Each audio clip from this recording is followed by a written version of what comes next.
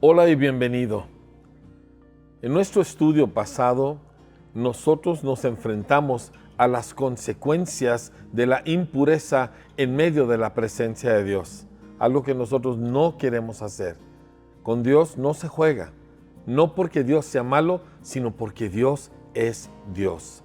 Y en Él no hay cabida para la maldad o la perversión o cualquier otro despropósito. Ahora, sin embargo, en nuestra lectura de hoy nosotros vamos a ver que cuando nosotros nos acoplamos a las cosas como Dios las quiere y nos unimos a su propósito, siguen sucediendo toda clase de cosas extraordinarias. Acompáñame en la lectura. Hechos capítulo 5, verso 12. Dice, por medio de los apóstoles ocurrían muchas señales y prodigios entre el pueblo. Y todos los creyentes se reunían de común acuerdo en el pórtico de Salomón. La Biblia nos da a entender que esto sucedía a diario, que a diario había un tiempo de oración, parece que era como a las 3 de la tarde, y miles de ellos se reunían en esta explanada grande del templo de Jerusalén. Y había un común acuerdo entre ellos, todos ellos en un mismo sentir y en un mismo pensar. En esa clase de ambiente, en esa clase de entorno, no hay límites a lo que Dios va a hacer. Por eso es tan importante resolver los conflictos. Ahora, cierto, la forma en que se resolvió el conflicto de Ananías y Zafira fue severa, fue fuertísima, pero se resolvió la división. ¿Sí? Ya no había dos diferentes formas de pensar, nuevamente estaban todos unidos. De esa misma manera, tú quieres resolver tus divisiones, tus conflictos, tus sospechas, todas tus desconfianzas que puedas tener dentro del cuerpo de Cristo.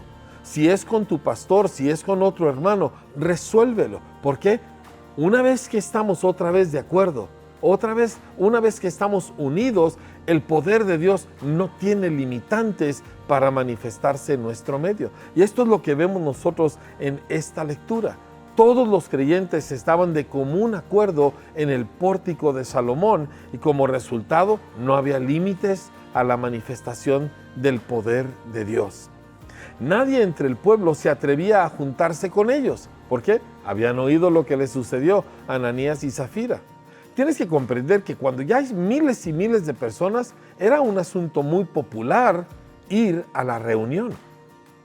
Ya era un atractivo, ya estaba de moda. Sin embargo, se dieron cuenta, no es juego. Así que mientras no se convertían verdaderamente, aunque elogiaban a los discípulos, no se unían a ellos. Por eso dice que pero seguía aumentando el número de los que creían. O sea, los que verdaderamente creían, los que verdaderamente se convertían, se unían a este grupo. Pero los que solo los admiraban, los que solo decían qué padre está aquello, mantenían su distancia. ¿En cuál de los dos bandos te encuentras tú? ¿Admiras el cristianismo? ¿Admiras a Jesucristo, pero mantienes tu distancia? ¿O eres de los que has creído y te has lanzado sin reservas a seguir a Jesús ahora que Él está en medio de nosotros? Dice, el número de los que creían aumentaba y ellos, todos estos que aceptaban al Señor, pues acrecentaban la iglesia, la comunidad. Era tal la multitud de hombres y mujeres que hasta sacaban a los enfermos a las plazas y los ponían en colchonetas y camillas para que al pasar Pedro, por lo menos su sombra cayera sobre alguno de ellos. Fíjate lo que está sucediendo. Jesús había prometido, ustedes harán obras como las mías y aún mayores obras harán. Aquí está sucediendo. Por la unidad de los creyentes, el poder de Dios se estaba manifestando aún de una manera mayor a la que se manifestó cuando Jesús caminaba en la tierra. Verdaderamente Jesús seguía entre ellos. También de los pueblos vecinos a Jerusalén acudían multitudes que llevaban personas enfermas y atormentadas por espíritus malignos y todas eran sanadas. Igualito que en el ministerio de Jesús.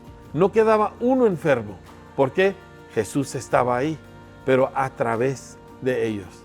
Pero quiero regresar al punto principal. este común acuerdo, esta unidad genuina, no una unidad porque todos vivimos en las nubes, sino porque resolvemos los asuntos y las fricciones y aprendemos a amarnos y a perdonarnos y a arrepentirnos y a resolver los detalles que luego surgen entre nosotros. Esta es la clave para que Jesús se manifieste como Él quiere en medio de su pueblo, en medio de tu congregación, en medio de aquellos creyentes con los cuales tú te relacionas. ¿Cuántas veces dejamos acumular detalles y sentimientos y reclamos pequeños pero guardados y permitimos desconfianzas entre nosotros? Y decimos, no pasa nada, al cabo yo no le hago mal a nadie. Estás dañando el cuerpo de Cristo.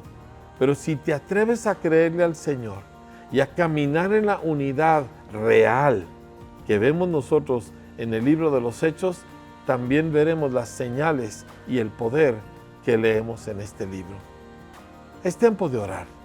Es tiempo de unirte, tú y yo y todos nuestros hermanos en Cristo, a clamar al Señor, ayúdanos a caminar como uno solo.